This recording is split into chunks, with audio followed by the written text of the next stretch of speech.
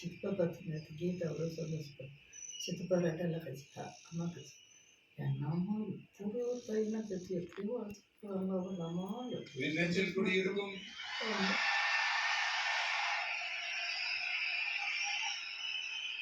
உங்கள் அனைவருக்கும் என்னுடைய வணக்கம். வணக்கம் வணக்கம்.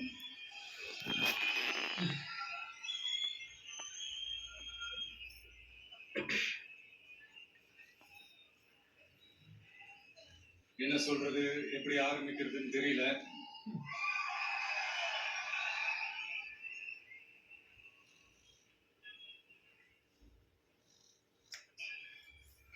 சினிமாவில் எப்படியாவது கஷ்டப்பட்டு வெற்றி அடையணும்னு இருந்த ஒரு சாதாரண அசிஸ்டன்ட் டைரக்டருக்கு பிறந்த ஒரு பிள்ளையா எனக்கும் வாழ்க்கையில வறுமைனா என்னன்னு எனக்கு நல்லாவே தெரியும், பசினா என்னன்னு எனக்கு நல்லாவே தெரியும். நான் ஒன்றும் பெரிய மன்னர் பரம்பரையில இருந்தெல்லாம் வந்துடல. உங்களை மாதிரிதான், உங்கள ஒருத்த மாதிரிதான், உங்க குடும்பத்துல ஒருத்த மாதிரிதான், உங்க புள்ள மாதிரிதான், உங்க மகன் மாதிரிதான், உங்க அண்ணன் மாதிரிதான், உங்க தம்பி மாதிரிதான்.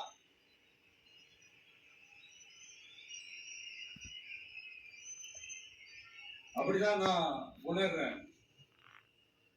நீங்களும் என்ன அப்படி நினைச்சதுனாலதான் சினிமாவில எனக்கு ஒரு மிகப்பெரிய ஒரு இடத்த ஒண்ணு கொடுத்தீங்க.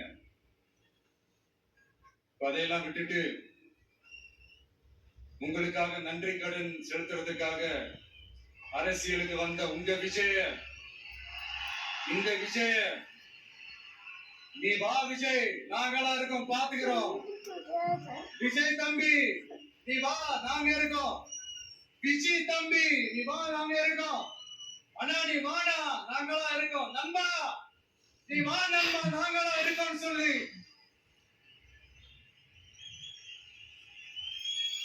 அவ்வளவு அன்பா, அவ்வளவு உறவா என்ன ஏத்துக்கிட்டீங்க. இந்த நேரத்துல இதை நான் சொல்லணும். இந்த டிராவல்ல, இந்த ப்ராசஸ்ல எனக்கு எவ்வளவோ கஷ்டங்கள், எனக்கு எவ்வளவோ இந்த அவமானப்படுத்தினதெல்லாம் ஒரு பக்கம் இருந்தாலும், எனக்காக கூட நின்ன உங்களுக்கும் அதே மாதிரி கஷ்டங்கள், அதே மாதிரி அவமானங்கள்,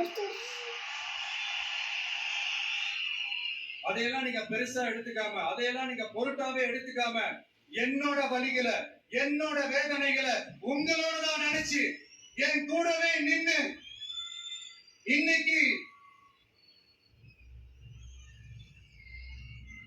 சி ஜோசப் விஜய் எனும் நான்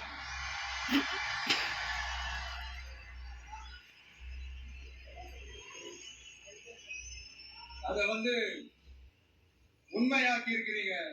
உண்மையிலே என்ன சொல்றதுன்னு எனக்கு தெரியல. என்னுடைய உறவுகளே, என்னுடைய சொந்தங்களே, நான் ஒன்னும் தேவ தூதர்லாம் கிடையாது.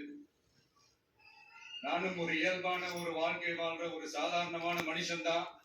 நான் முன்னாடியே சொன்ன மாதிரி அது செய்வேன் இது செய்வேன்னு பொய்யான வாக்குறுதிகள்லாம் கொடுத்தவங்கள நான் ஏமாத்த மாட்டேன்.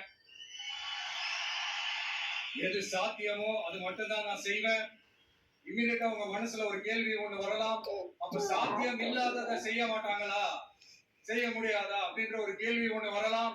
இத்தனை கோடி மக்கள் என் கூட இருக்கும் போது எது வந்தாலும் பாத்துக்கலாம், என்ன வந்தாலும் பாத்துக்கலாம் அப்படின்ற அந்த கான்பிடன்ஸ் என் மனசுல இருக்கு. இன்னொரு விஷயமும் நான் இங்க சொல்லணும். இன்னைக்கு நம்ம தமிழ்நாடு கவர்மெண்ட் இருக்கிற அந்த நிலைமையை பத்தி நான் உங்ககிட்ட நான் சொல்லணும். கிட்டத்தட்ட 10 லட்சம் கோடிக்கு மேல கடன் வாங்கி வச்சுட்டு போயிருக்கிற இன்னைக்கு அந்த தமிழ்நாடு அரசு இருக்கிறப்போ, கஜானாவை சுத்தமா தொடச்சி வலிச்சு வச்சுட்டு போயிருக்கிறப்போ, தூக்க முடியாத சுமையை ஏத்தி வச்சுட்டு போயிருக்கிறப்போ,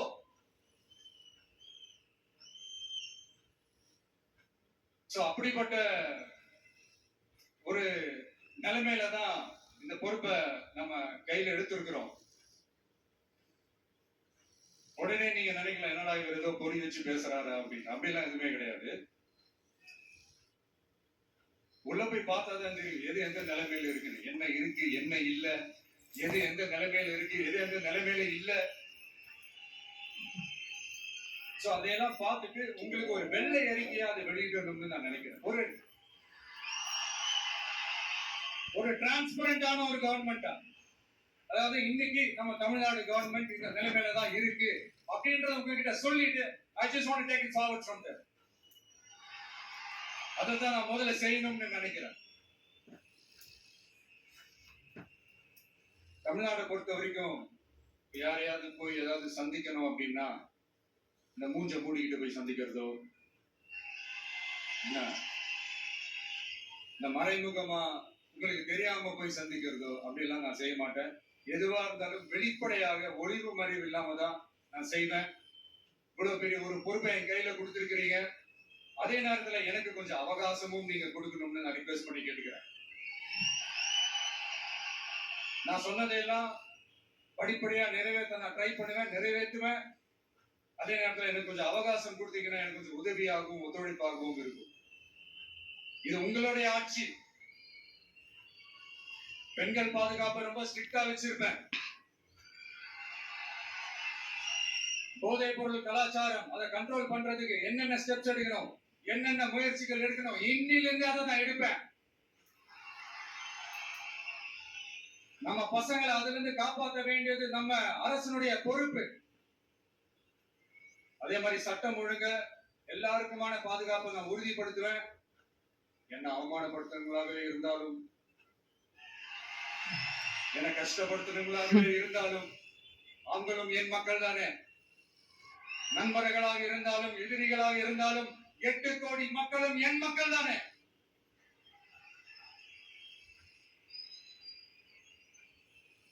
இந்த அடிப்படை விஷயங்கள், கல்வி, ரேஷன், மருத்துவம், குடிநீர், சாலை வசதி, பஸ் வசதி, இந்த மாதிரி விஷயங்கள்ல தான் என்னுடைய முழு முதல் கவனம் செலுத்தணும்னு எனக்கு தோணுது. நான் முன்னாடியே சொன்ன மாதிரி மக்கள் பணத்துல இருந்து ஒரு பைசா கூட நான் தொட மாட்டேன். எனக்கு அது அவசியமும் இல்லை. அது உங்களுக்கு நல்லாவே தெரியும். இந்த விஷயம் தப்பு பண்ண மாட்டான், தப்பு பண்ணவும் விட மாட்டான். அது யாராக இருந்தாலும் சரி, என்னோட கவர்மெண்ட்ல என் கூடவே இருக்கிறவங்களாகவும் சரி, விட மாட்டான். சப்போஸ் யாருக்காவது அப்படி ஒரு எண்ணம் மனசுல இருந்துச்சுன்னா, நம்ம ஜெயிச்சுட்டோம், ஒரு ஆட்டம் ஆடி பார்க்கலாம் அப்படின்ற எண்ணம் யாருக்காவது இருந்துச்சுன்னா இப்பவே இந்த நிமிஷமே அதை அரேஞ்ச் பண்ணிருக்கு.